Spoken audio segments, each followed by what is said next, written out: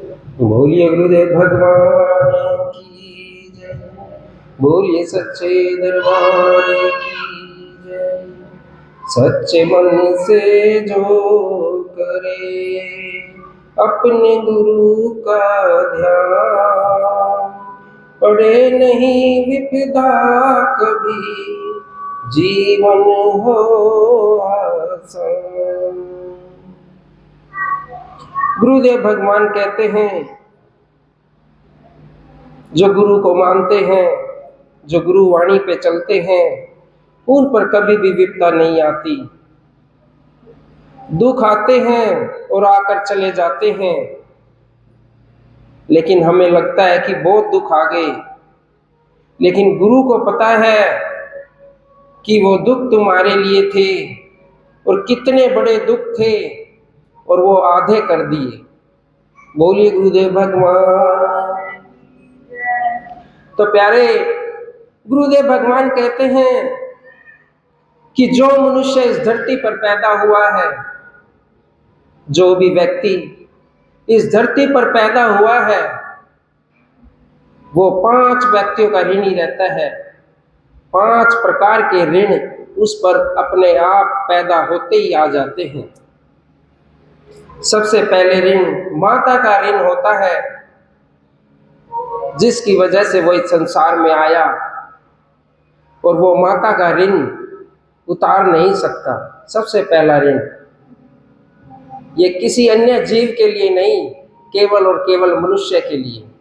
और जितने भी जीव इस धरती पर हैं, वो किसी भी ऋण के अधिकारी नहीं है, उनको कोई ऋण नहीं है, भगवान ने मुक्त कर रखा है। केवल मनुष्य को 5 ऋण पैदा होते ही मिल जाएंगे। माता का ऋण, जो माता उसको जन्म देती है उसका वो ऋणी हो जाता है।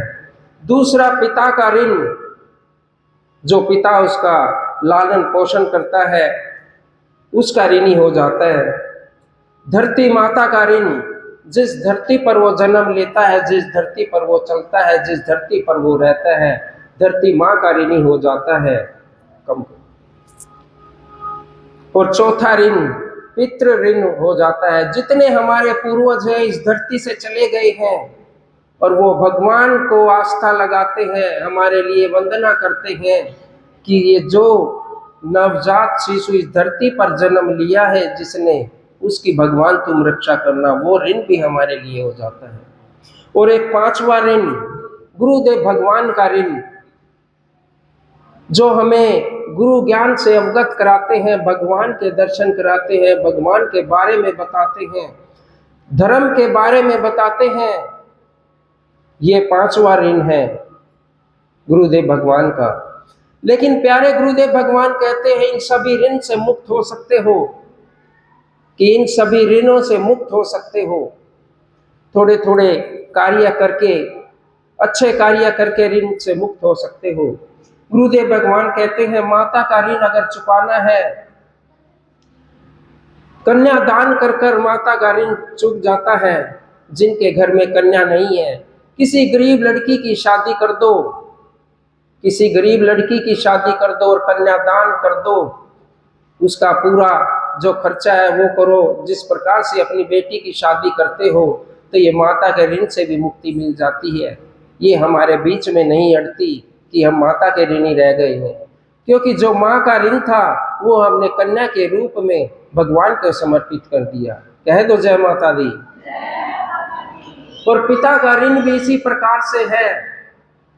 पिता को कोई संतान होती है तो पिता सोचता है मेरी वंश बेल आगे बढ़नी चाहिए, और जब आगे उसके पोता पोती हो जाते हैं तो उस बच्चे का ऋण पिता से समाप्त हो जाता है। और देखना कभी भी पिता का मोह अपने बच्चे से हटके पोता पोती में आ जाता है, अपने बच्चे में कम रह जाता है, पोता पोती में बहुत ज्यादा आ जाता है। तो ये भी इस ऋण से भी इस प्रकार से हम मुक्त हो सकते हैं। और तीसरा जो धरती माता का ऋण है, जो हमें अनेक प्रकार के व्यंजन खिलाती है, कितनी सारी वनस्पतियां पैदा होती हैं, इसके ऋण से मुक्त होने के लिए जब तक हम जीवित हैं तब तक यहाँ पर कोई भी हम कृषि उत्पाद कर सकते हैं, या अगर हमारे पास ये नहीं है, जमीन नहीं है, तो हम पौधे लगाएं, कम से कम इतने लगाएं जितनी हमारी आयु हो गई है। मान लो कि 50 वर्ष की आयु है, तो 50 पौधे अवश्य लगाने चाहिए। इस धरती माता के ऋण से भी मुक्त हो जाते हैं। कह दो जय माता दी। और गुरुदेव भगवान कहते हैं कि तुम गुरु के ऋण से भी मुक्त हो सकते हो। किस प्रकार? क्योंकि जब गृहस्थी चली जाती है, वानप्रस्थ आश्रम चला जाता है, चौथे नंबर पर संन्यास आश्रम आता है, तब गुरु हमारा हाथ पकड़ते हैं। तब गुरु हमारा हाथ पकड़ते हैं और गुरुदेव कहते हैं उस ऋण से भी मुक्त हो जाओगे। किस प्रकार? गुरु का नाम सुमरने से, गुरु का जो धर्म है उस धर्म का प्रचार करने से, गुरु का जो सत्संग है उस सत्संग का प्रचार करने से, और वो सत्संग सबको सुनाने से तुम गुरु के ऋण से भी मुक्त हो जाते हो। कह दो जय माता दी। तो प्यारे, जो सच्चे मन से भक्ति करते हैं, सच्चे दिल से जो गुरु से, माता से प्रेम करते हैं, वो इन ऋणों से मुक्त हो जाते हैं और वो भगवान की तलाश में चले जाते हैं। तो एक सत्संग के गुरुदेव भगवान ने एक कथा बड़ी अच्छी सुनाई थी। जनाबाई की कथा है, बहुत अच्छी कथा है। भगवान के बहुत बारी दर्शन किए उन्होंने। जब गुरु ऋण की बारी आई ना, तो उन्होंने इतना प्रचार किया गुरु की भक्ति का, गुरु की सत्संग का, कि भगवान ने उनको बहुत बारी दर्शन दिए। ऋण से तो मुक्त हुए, लेकिन कितने इंसानों को भगवान के दर्शन कराए, गुरु का उपदेश दिया। जन्म जन्म की भक्ति का मां जना देवी जी, जो जनाबाई जी थी, वो मात्र 7-8 वर्ष की थी उस समय, और एकादशी का मेला लगा हुआ था। भगवान श्री नारायण के दरबार में मंदिर था, वहां पर अपने माता पिता के साथ आई कि मैं भी दर्शन करने चलूंगी भगवान जी के। और मेला इतना बड़ा था कि आते ही मेले में जनाबाई जी गुम हो गई। हाथ छुड़ा लिया अपने माता पिता से और गुम हो गई। और जब गुम हुई तो वो बहुत खुश हो गई। कोई बच्चा तो गुम होकर रोने लग जाता है, और जनाबाई जी गुम होकर हंसने लगी, नाचने लगी कि अब तो मैं इस मंदिर में ही रहूंगी, रोज भगवान के दर्शन करूंगी। ये विचार उसके मन में आने लगा, ये भाव उसके मन में आने लगे। बहुत खुश हो गई और मंदिर में चली गई। इतनी भीड़ थी, दर्शन नहीं हुए। 2 दिन, 4 दिन, 5 दिन बीत गए, लेकिन जनाबाई जी को दर्शन नहीं हुए भगवान के।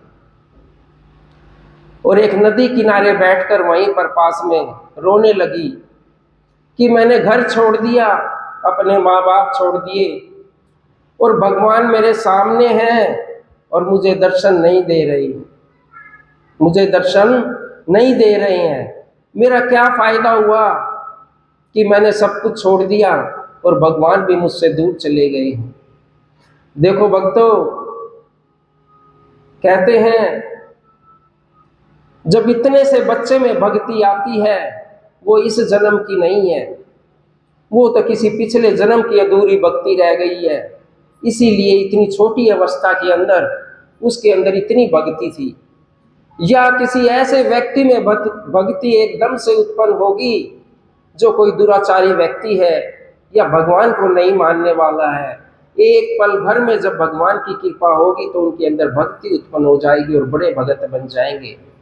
उदाहरण के तौर पर वाल्मीकि जी देखे किस प्रकार से अपने घर का लालन पोषण करते थे, और जब भगवान की कृपा हुई तो पल भर में भगत बन गई, और भगवान श्री राम के पैदा होने से पहले वाल्मीकि रामायण लिख दी थी उन्होंने। कह दो जय माता दी। तो प्यारे, जनाबाई जी रोने लगी, भगवान के दर्शन नहीं हुए। ये उनकी कई जन्मों की भक्ति और इतने बचपन से भक्ति और प्रभु से प्रेम, ये बड़ी अलग लीला थी। तो एक महान पुरुष उधर से गुजर रहे थे, वो नामदेव जी के पिता थे। वो भी बड़े भगत हुए नामदेव जी। उन्होंने देखा कि बेटा क्यों रो रहे हो, तुम तो बहुत छोटे हो, अपने घर नहीं गए। अगर नहीं, मैं तो यही मंदिर में रहूंगी, लेकिन 4-5 दिन हो गए मुझे भगवान के दर्शन नहीं हुए। मैं तो दर्शन करने के लिए और भक्ति करने के लिए मंदिर में आई थी। कितनी छोटी अवस्था। नामदेव जी के पिता भी भगत थे और वो उसे अपने घर ले गए। और नामदेव जी दिन प्रतिदिन हर दिन सत्संग करते थे, जैसे ये गुरु का दरबार है, इस प्रकार से सत्संग करते थे नामदेव जी। बहुत बड़े भगत हुए। तो प्रतिदिन उनका सत्संग करना जना देवी जी को, बाई जी को बड़ा उत्तम लगा। और सत्संग की सारी व्यवस्था करती, सत्संग पंडाल की सारी व्यवस्था करती, वहाँ की साफ सफाई करती, दरी बिछाती, दरी उठाती, क्योंकि वहीं पे रहने लगी थी नामदेव जी के घर पे ही। और घर पे जितना सत्संग का कार्य था, साफ सफाई करना, सब कार्य वो करने लगी। लेकिन उनको तो ढूंढती एक भगवान के दर्शन नहीं हुए। एक दिन नामदेव जी सत्संग कर रहे और सभी भगत उठकर नाचने लगे। जब सभी भगत उठकर नाच रहे थे तो जना बाई जी तो सिर्फ एक ही उसमें थे कि भगवान के दर्शन कब होंगे। जब सभी भगत नाच रहे थे तो उनके बीच में उन्होंने एक अलग पीताम्बर रूप में नाचते हुए देखा, तो उनकी नजर वहां पर ठहर गई। जब पास आके देखा तो साक्षात भगवान सत्संग में नाच रहे थे, जो कीर्तन हो रहा था उसमें नाच रहे थे। वो किसी को दिखाई नहीं दिए, केवल जनाबाई जी को ही दिखाई दे रहे थे कि यहाँ भगवान जी सत्संग में नाच रहे हैं। कर्म कई दिन चलता रहा, सत्संग रोज होता रहा। लेकिन एक दिन नामदेव जी ने इतना प्यारा सत्संग किया कि जो 1 घंटे का सत्संग था वो 3 घंटे का सत्संग कर दिया। और ऐसी ऐसी महिमाएं भगवान की सुना दी, सब लोग नाचने पे मजबूर हो गए और भगवान जी भी नाच रहे थे। 3 घंटे से भगवान जी नाच रहे थे सत्संग में। ये देखकर जनाबाई जी को बड़ा अच्छा लगा कि भगवान के दर्शन यहीं हो जाते हैं। और सभी लोग सत्संग के बाद भगवान जी के दर्शन करने जाते थे तो कहते थे उसको भी, अब चलो दर्शन करने। और वो कह देती थी, अब भगवान जी तो मुझे यहीं दर्शन दे देते हैं। लेकिन कौन मानता, छोटी बच्ची थी। और जब सत्संग खत्म हुआ तो बैठकर एक कोने में रोने लगी, बहुत तेज थे। नामदेव जी आए, बोले बेटा क्यों रो रही हो? आपने बहुत अच्छा सत्संग किया इसलिए रो रही हो। कोई तो अच्छा सत्संग करने पे बधाई देगा, अच्छी बात कहेगा, और बेटा तुम रो रहे हो? हाँ, मैं इसलिए रो रही हूं, हर दिन तो भगवान जी 1 घंटा यहाँ पर नाचते थे सत्संग में आकर, और आज 3 घंटे उनको नाचना पड़ा।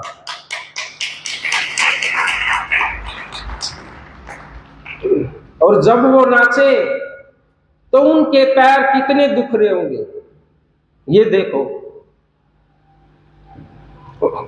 इसीलिए आप है ना, अच्छा सत्संग मत करना। उनको कितनी दिक्कत होती होगी भगवान जी को कि कितनी देर के लिए सत्संग में नाचना पड़ता। ये बात सुनकर नामदेव जी समझ गए कि भगवान की कृपा है। और यही विचार जनाबाई जी के मन में घूमता रहा कि कितनी देर नाचे। अगर मैं भगवान के पास जाती, उनके पांव दबाती, उनको भोग लगाती तो कुछ उनको आराम मिलता। 8 साल की बच्ची, केवल 8 साल की, क्योंकि बच्चे का जो मन होता है वो स्वच्छ और निर्मल होता है। बस एक ही भाव बन गया कि कौन उनके पांव दबाएगा। और इसी विचार में रात हो गई और यही विचार करती रही, कहाँ जाऊं, कहाँ मिलेंगे। मंदिर में तो जाना मेरे लिए बहुत बड़ी बात हो जाएगी, बहुत भीड़ रहती है और अब बंद भी हो गया होगा। तो कैसे भगवान जी के पैर दबाए। तो इतने में ही भगवान जी प्रसन्न होते और आ जाते हैं और जनाबाई के सामने बैठ जाते हैं कि तू उदास ना हो, लो मेरे पांव दबा दो। तुम रात शाम से ही ये सोच रही हो कि कौन दबाएगा, लो तुम दबा दो, कह दो जय माता दी। देखिए भगवान जी कैसे प्रसन्न हो गए। जब लीलाएं करते हैं ना तो पता नहीं कितनी बार दर्शन देते हैं, और नहीं तो जन्म पे जन्म बीत जाते हैं, दर्शन तो बहुत दूर की बात है, अपनी महिमा भी नहीं सुनने देते। तो जब पांव दबाए, जनाबाई जी ने पांव दबा रही थी और दबाते दबाते पूछा कि भगवान जी कुछ आपने खाया? हाँ खाया। क्या? कि हलवा पूरी आलू की सब्जी। अच्छा बहुत बढ़िया। और कल खाया कुछ? हाँ खाया। कल क्या खाया? यही खाया। परसों? परसों भी यही खाया। चौथे दिन यही खाया। ए भगवान जी, आप रोज एक जैसा खाना खा रहे हो, बोर नहीं होते? छोटी बच्ची थी, अपना मन ले लिया। अब बोर नहीं होते एक जैसा खाना खा के? और मैं भी बहुत सारे भक्तों को कई बारी कहता हूँ, और कई बारी यहाँ भी भगत कहते हैं, अरे जी हमें भंडारा देना है। मैं किस चीज का दोगे? आलू की सब्जी पूरी और हलवा। अरे भाई इस माँ को भी तो कुछ अलग अलग चाहिए, कभी कभी कुछ अच्छा भी बनवा दिया करो। एक ही भंडारा थोड़ी बनेगा, कुछ अलग भी खाने का चाहिए। कोई ऐसा भगत भी आओ ना, कोई अच्छे अच्छे पकवान बनाए। आलू की सब्जी और पूरी हलवा केवल भगवान को, और खुद खाते हो 56 को। तो जनाबाई जी के दिमाग में भी यही था कि रोज एक जैसा भोजन, कि रोज एक जैसा भोजन करते हो, आपको अच्छा थोड़ी लगता होगा। अगर ना क्या करूं, जो भी भगत आता है ना, किसी की मनोकामना पूर्ण होती है, भंडारा देता है, बस यही देता, आलू की सब्जी पूरी हलवा, और कुछ नहीं देता इसके अलावा। तो एक काम करो भगवान जी, आप यहाँ बैठो, रात हो रही थी, आप यहाँ बैठो, माँ आपके लिए कुछ अलग बना के लाती। छोटी सी बच्ची बेचारी गई, जल्दी जल्दी से करा जैसा भी उससे हुआ, थोड़ी सी दाल बनाई, चावल बनाए, कुछ और बनाया और भगवान जी के सामने लिए। अब लो भगवान जी,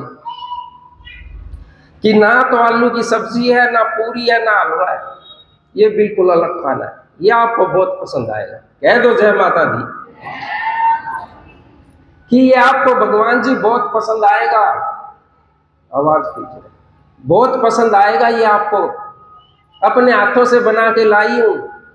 ये आपको मंदिर में तो नहीं मिलेगा ऐसा प्रसाद, मैं अपने हाथ से बना के लाई हूं, आपका मन अच्छा हो जाएगा अलग तरह का भोजन करके।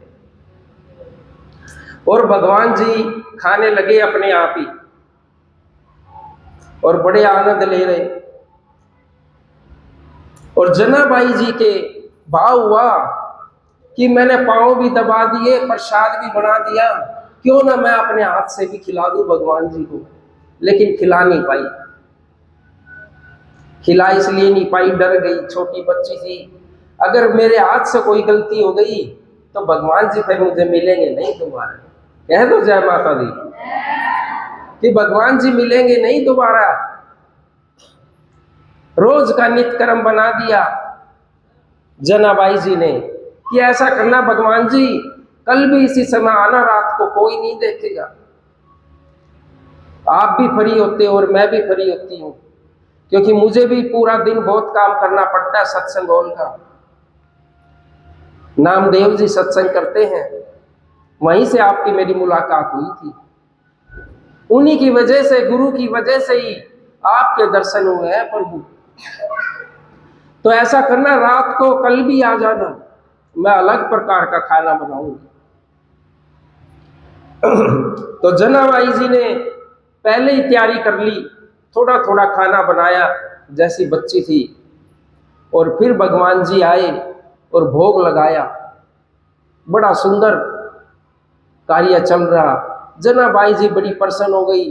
कहते हैं जो भगवान के दर्शन कर ले, संसार में यहाँ पर किसी भी चीज की उस व्यक्ति को जरूरत नहीं पड़ेगी, हर तरह से वो तृप्त हो जाएगा, कोई भी अधूरा कार्य उसके मन में नहीं रहेगा अगर भगवान ये नेत्र एक बारी भगवान के दर्शन कर ले प्यारे। तो नित्य कर्म चलता रहा, 5-6 दिन बीत गए। रोज भगवान जी रात को आए, जनाबाई जी भोग लगाए बड़े आनंदित रूप से, और उधर लक्ष्मी जी देख रही, अगर रोज रात को भाग जाते हो, कहाँ जाते हो प्रभु जी, कि ऐसे ऐसे एक भगत है अलग प्रकार का भोजन खिलाता है, और मंदिर में रहता हूँ पूरा दिन, सभी लोग दर्शन करते हैं, और खाने को क्या मिलता है, आलू की सब्जी, पूरी और हलवा। इससे मैं उब गया हूं थोड़ा, मैं उसके अपने भगत के हाथ का खाना खाने जाता। लक्ष्मी जी ने कहा कि मैं भी चलूंगी, प्रभु जी मुझे भी ले चलो। भगवान जी ने कहा ना, तुम्हें नहीं जाना, अगर तुम चले गए और जो वो प्रसाद बनाएगी वो पहले ही थोड़ा थोड़ा बनाती है, एक एक चम्मच, छोटी सी बच्ची है, छोटे छोटे हाथ है उसके, और तुम भी जाओगे ना तो तुम खा पाओगे ना मैं खा पाऊंगा। अगर तुम्हें देख लिया साथ में तो वो बेचारी बड़ी परेशान हो जाएगी और बनाने में लग जाएगी, और वो तो बहुत बिजी हो जाएगी, बहुत कार्य करना पड़ेगा, तुम मत जाओ। लक्ष्मी जी को कह रहे भगवान जी। जो बोला नहीं नहीं, ऐसा भगत मुझे भी दिखाओ कि जो आपको भोग लगाता है, आप वहां पर भोग करते हो। तो ठीक है, एक काम करना, साथ में चलना, साथ में चलना आप, लेकिन दिखाई मत देना, कहीं दूर खड़े होके देखना और मेरे पास भी मत आना। भगवान जी कह रहे कि मेरे पास मत आना और दूर खड़े होके देखना। फिर भगवान का वही कर्म, रात को पहुंच जाते हैं और जनाबाई जी ने भोग तैयार किया और लगाने के लिए रख दिया। अब 4-5 दिन बीत गए, मन में एक बात चलती रही कि मैं भगवान जी को कब अपने हाथ से खिलाऊंगी, ये सोचती रही। और भगवान जी आए और माता लक्ष्मी भी साथ आई, लेकिन माता लक्ष्मी दूर खड़ी हो गई जहां से सिर्फ भगवान को देख सकती थी। और जनाबाई जी ने भोग लगाया, और जैसे ही भगवान खाने लगे तो जनाबाई जी ने तो तोड़ के जो खाद्य सामग्री उसने बनाई थी, जो खाने का प्रसाद बनाया था, अपने हाथ से भगवान के मुंह में दे दिया। कह दो जय माता दी। अपने हाथ से भगवान के मुंह में दे दिया। और उधर माता लक्ष्मी खड़ी होकर देख रही थी कि ऐसा प्रेम, ऐसा भगत और ऐसा सौभाग्य प्रभु ने हमें भी नहीं दिया कि हम ऐसी सेवा करें प्रभु। ये देखकर लीला बड़ी प्रसन्न हो रही थी। खाने की पूरे प्रसाद की व्यवस्था, और भगवान भोग लगा रहे, और जनाबाई जी भोग उनको खिला रहे। दोनों की आंखों में आंसू, भगवान की भी और जनाबाई जी की, क्योंकि प्रेम के थे प्यारे।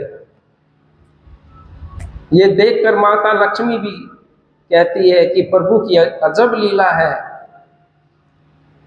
पता नहीं कितने लाखों करोड़ों व्यक्तियों में से किसी एक को ऐसा चुनते हैं जिसको वो भगत कहते हैं। कह दो जय माता दी। तो प्यारे, भोग में और उसमें इतनी देर हो गई कि सुबह मंदिर खुलने का समय हो गया, और जैसे ही घंटी बजी भागे भगवान जी तो स्पीड से, अब चलो जल्दी से, बेचारे बचते बचाते भागे और मंदिर में खड़े हो गए, क्योंकि रात का नित्य कर्म भोग लगाना। अब जनाबाई जी पूरे सत्संग की तैयारी करती, दिन में प्रसाद भोग भंडारे के लिए आटा पीसती, और रात को चक्की चला रखी जनाबाई जी ने, हाथ वाली चक्की होती थी पहले, और उसमें आवाज आ रही घर घर की, और उसी के साथ अपना भजन भी गा रही सत्संग का। और इतने में भगवान जी आ जाते हैं और सत्संग सुनकर मुग्ध हो जाते हैं। और सत्संग बंद कर दिया, जानाबाई जी ने सत्संग बंद कर दिया। भगवान जी ने कहा सत्संग करो, बड़ा अच्छा सत्संग कर रही हो, बहुत अच्छा भजन गा रही हो, सुनाओ। जनाबाई जी ने कहा प्रभु चक्की भी चला रही हूं, सत्संग भी गा रही हूं, मैं कितनी छोटी बच्ची हूं, कितना मैं काम करती हूं, थक जाती हूं, दोनों काम एक साथ नहीं होंगे। कह दो जय माता दी कि दोनों काम एक साथ नहीं होंगे, क्योंकि भगवान भी तो सत्संग के प्यारे होते हैं ना। भगवान जी ने क्या कहा कि चक्की मैं चलाऊंगा, सत्संग तुम करो।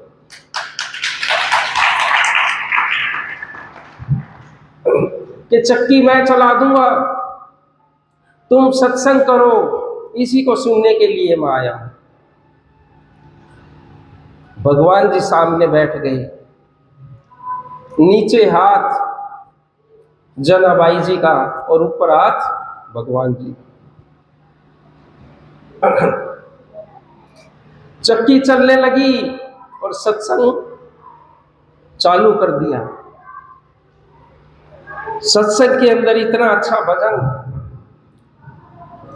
जो जनाबाई जी थी वो महाराष्ट्र से थे, थोड़ी लैंग्वेज का फर्क है, अपने यहाँ हिंदी ज्यादा बोलते हैं, हरियाणवी ज्यादा। सुख भी मुझे प्यारे हैं, सुख भी मुझे प्यारे हैं, दुख भी मुझे प्यारे हैं, दोनों ही तेरे भगवन, दोनों ही तुम्हारे हैं।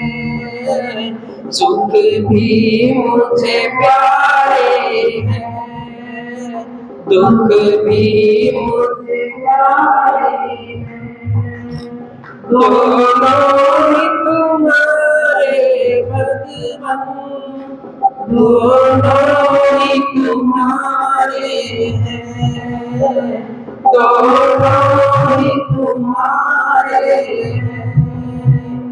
भगवान जी चक्की चला रहे हैं और सत्संग हो रहा है। सत्संग में इतने लीन हो गए, सुबह का टाइम भी भूल गए कि मंदिर में भी जाना है, और पुजारी ने मंदिर भी खोलना है। घंटी बजने लगी, भगवान जी को एकदम घंटी की आवाज सुनाई दी, खड़े हुए, बड़े विचलित हो गए। सत्संग चली रहा है और जनाबाई जी कहने लगी अब भगवान इतने आभूषण पहन रखे हैं आपने, हाथ में देखो, और चक्की चला रहे हो, छन छन की आवाज आ रही है, और ये सब आसपास वाले उठ जाएंगे, पकड़े जाओगे, पहले इन आभूषणों को उतार दो।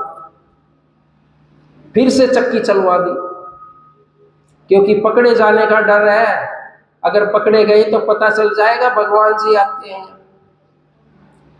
और जब सुबह मंदिर खुलने का समय हुआ तो जब घंटी बजने लगी तब भगवान जी का ध्यान भंग हुआ सत्संग से, और बेचारे आओ देखा ना ताओ, एक काले रंग की जनाबाई जी की शॉल पड़ी थी, वो उड़ के भाग गए।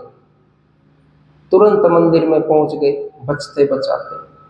जैसे ही पुजारी ने दरवाजा खोला, काली शॉल ओढ़ रखी थी जनाबाई जी की, और खड़े हो गए अपने स्थान पर। सभी भगत मंदिर के अंदर सुबह सुबह 4 बजे। जब देखा कोई भी पुजारी अगर मंदिर को खोलता है, यहाँ भी कहीं भी, तो सबसे पहले वो भगवान को चेक करता है कि भगवान ने क्या कुछ कर रखा है, कहीं पर भी मंदिर है। तो ऐसे ही पुजारी ने भगवान जी को चेक किया कि कल तो इतने अच्छे सुंदर वस्त्र पहनाए थे और आज ये काली फटी सी शॉल, और पास आके देखा तो कोई भी आभूषण नहीं, सारे आभूषण जनाबाई जी के पास। कह दो जय माता दी। तो प्यारे, पीछे सबसे पीछे नामदेव जी खड़े थे जो सत्संग करते थे। उन्होंने उस शोल को पहचान लिया, भगदड़ मच गई कि कौन आया मंदिर में रात को। लेकिन किसी का ध्यान ये नहीं गया कि भगवान जी गए थे। सिर्फ ये हुआ कि मंदिर के अंदर कौन आया।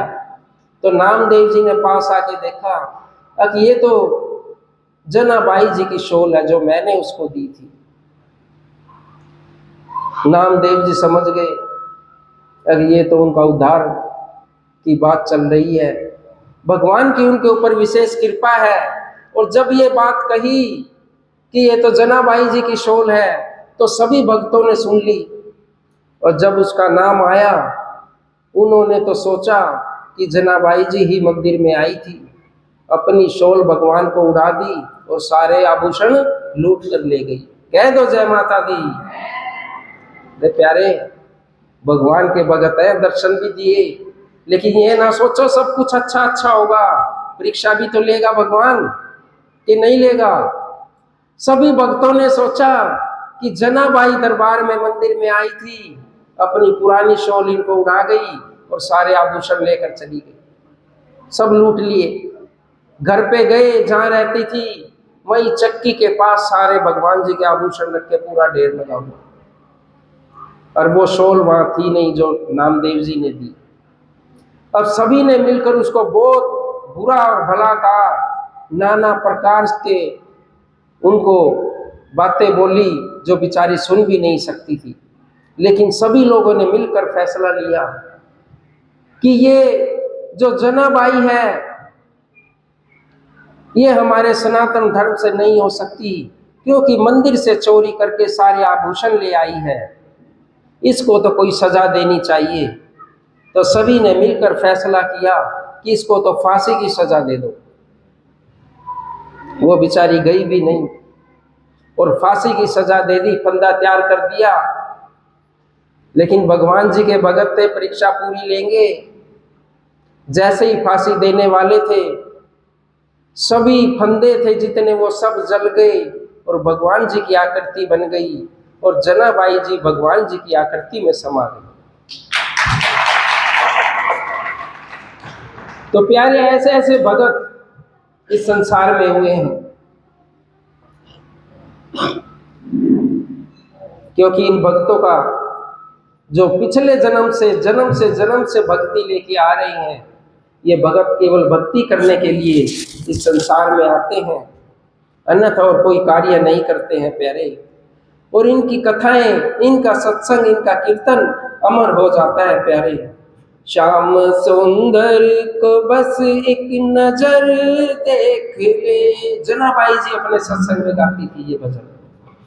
श्याम सुंदर को बस एक नजर देख ले, श्याम सुंदर को बस एक नजर देख ले, श्याम सुंदर को बस एक नजर देख ले, श्याम सुंदर को बस एक नजर देख ले, मोहिनी मूर्ति का कुछ असर देख ले, मोहिनी मूर्ति का कुछ असर देख ले, श्याम सुंदर को बस एक नजर देख ले, श्याम सुंदर को बस एक नजर देख ले, श्याम सुंदर को बस एक नजर देख